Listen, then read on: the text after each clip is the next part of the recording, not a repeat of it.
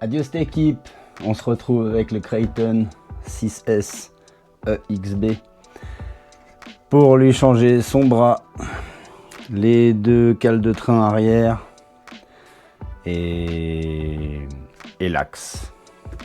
Du coup on en profitera pour changer aussi l'autre axe.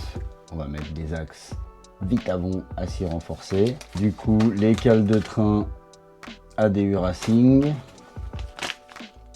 Voilà. Et les nouveaux bras Arma. Donc c'est parti mon kiki.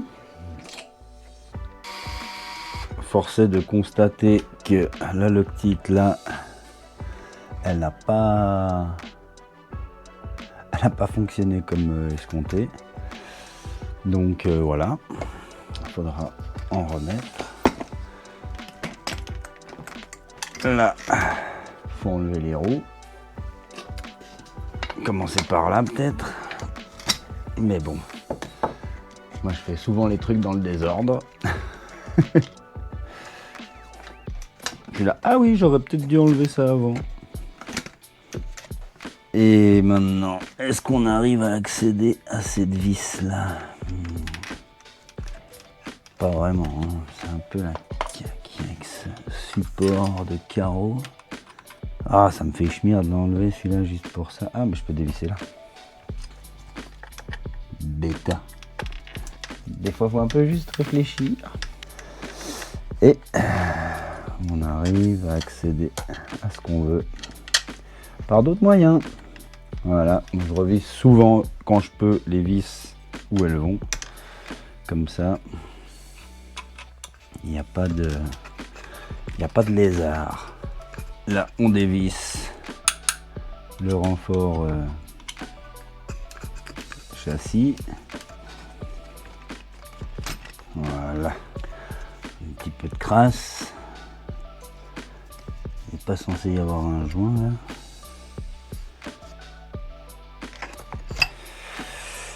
Étrange. Quelle est cette partie cassée? Ah, bah, la cale de train plastique a cassé dans le châssis. Donc ça, j'y avais pas vu venir non plus.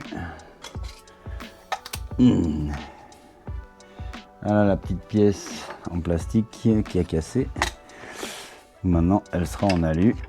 Ça devrait moins casser.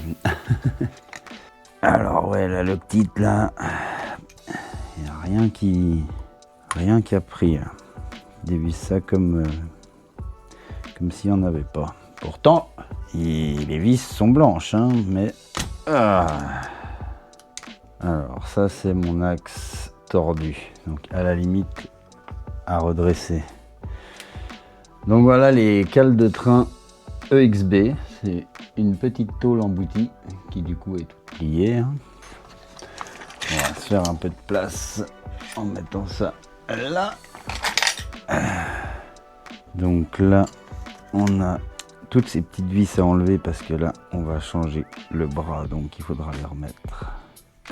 Alors c'est celui-là et cette petite vis elle va là. Donc lui on peut enlever l'axe. Sinon mon support d'aileron que j'ai fait faire à RC en PLS fait un taf merveilleux, donc là on est content. Hop là, notre petit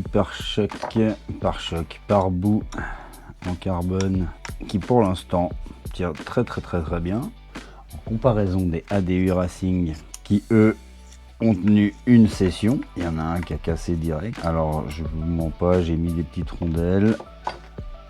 Pour moi ça solidifie le truc. Parce que le carbone, voilà, je me dis il a une petite tendance peut-être à casser. Donc petite rondelle, ouais. Et là c'est pour notre barre anti-roulis. Il y a encore la grub screw. Oh, bien crade aussi, normal. Avec 3 petites rondelles de calage. Ah, je vous dis, le plastique neuf. Qu'est-ce que c'est satisfaisant de visser dans le plastique neuf. Ah, tu sens tout de suite quand c'est bon. On va remettre notre petite protection. Garde-boue. Et voilà. Pour le bras, on va être bon. Là, à ce niveau-là, on est tout bon. Maintenant, niveau cale de train. Ah là, la loctite a pris. Là, j'ai senti la petite résistance. Là, pareil. Donc on a dit rear front, RF, la cale arrière de devant. Ouais. Au début, j'avais un peu de mal. En anglais, c'est A, B, C, D. Alors, on disait les petites vis qui sont fournies avec. Alors, il y a deux tailles. Alors, on va prendre ça. Voir de combien ça dépasse.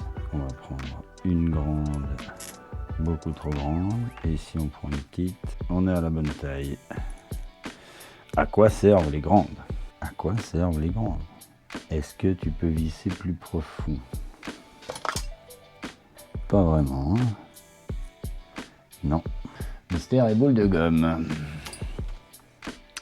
Là, je peux pas vous en dire plus. Alors, cet axe.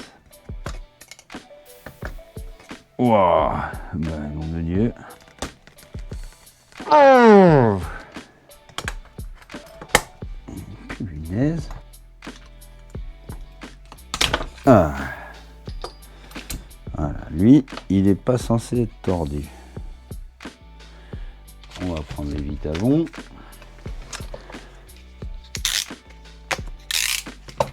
Super Laser Nut Sledge. Ouais, ça nous en dit pas beaucoup sur la matière. Alors, petit coup de soufflette là-dedans. Petite goutte d'huile. Et petit axe. Est-ce qu'il va rentrer plus facile que l'autre? Ah ouais, rien à voir. Hop. Donc ça, dans ce sens-là, on met la loctite directement dans le carter de diff. Voilà. On va prendre les petites vis. On va les dégraisser. Parce que ça, on oublie souvent, ou il y en a pour qui c'est pas important.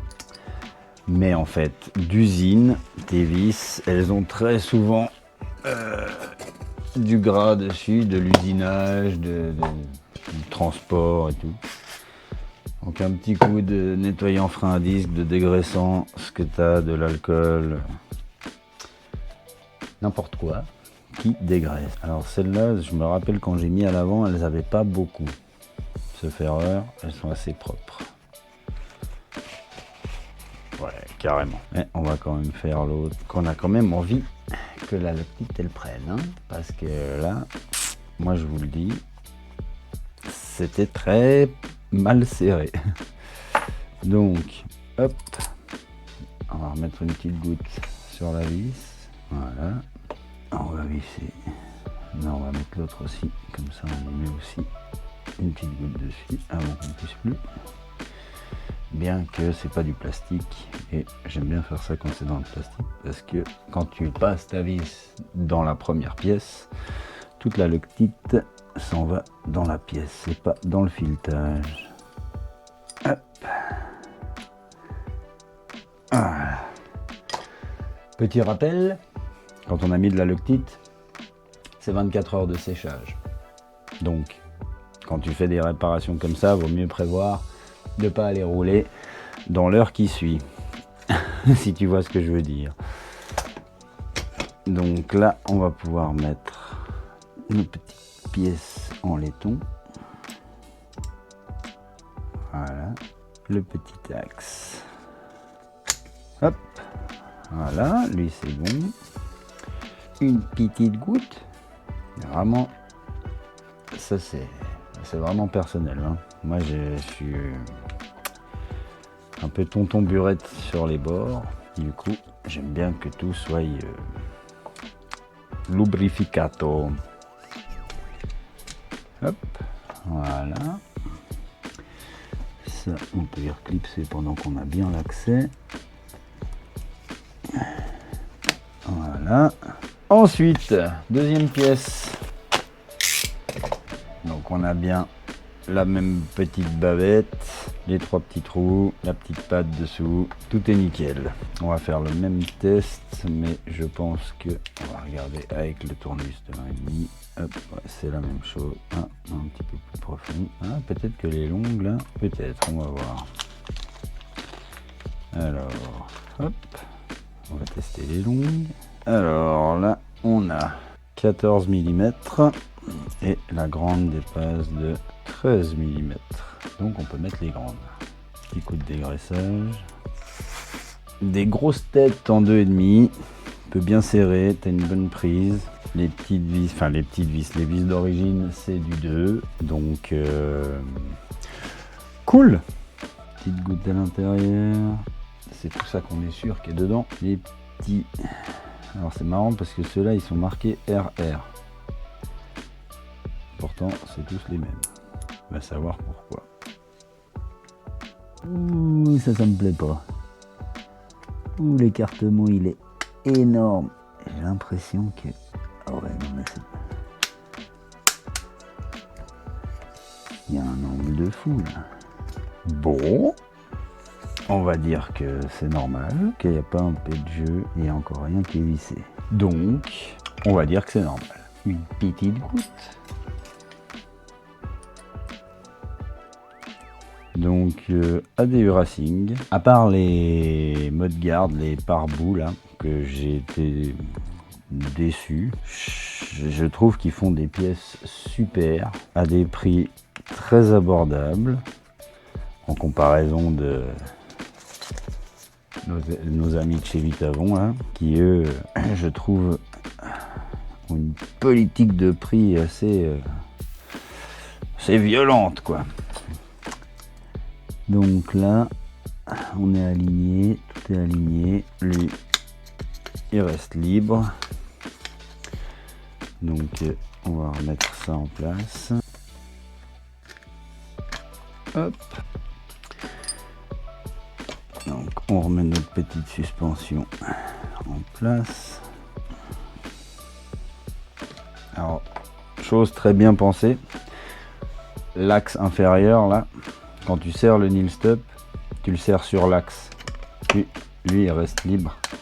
Par contre, l'axe, il est serré à bloc avec le nylon, avec l'écrou. Donc ça, c'est un très bon point. Bravo Arma, il y a des trucs qui réfléchissent. Alors, mon cardan, il est là.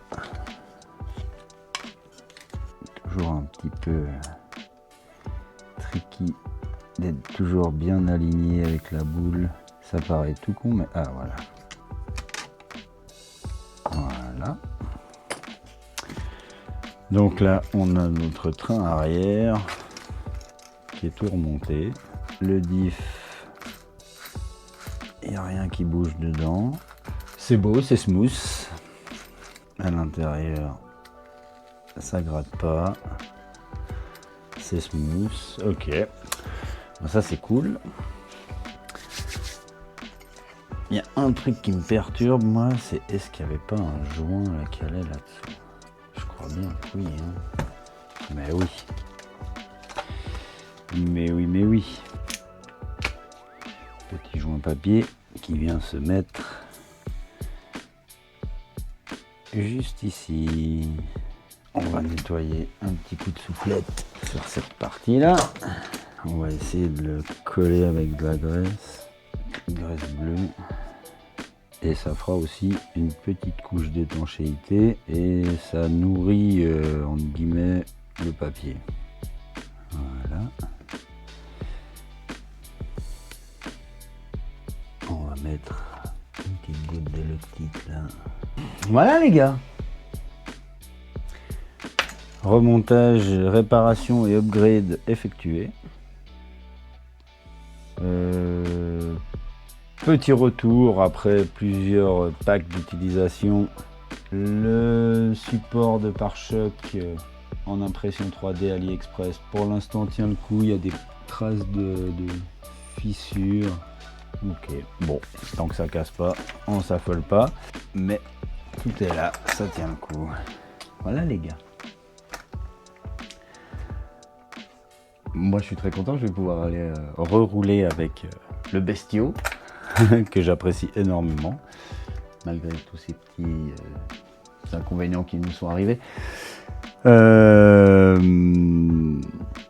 Abonnez-vous, likez, partagez, commentez, mais surtout, kiffez la RC les gars, kiffez. Allez, allez,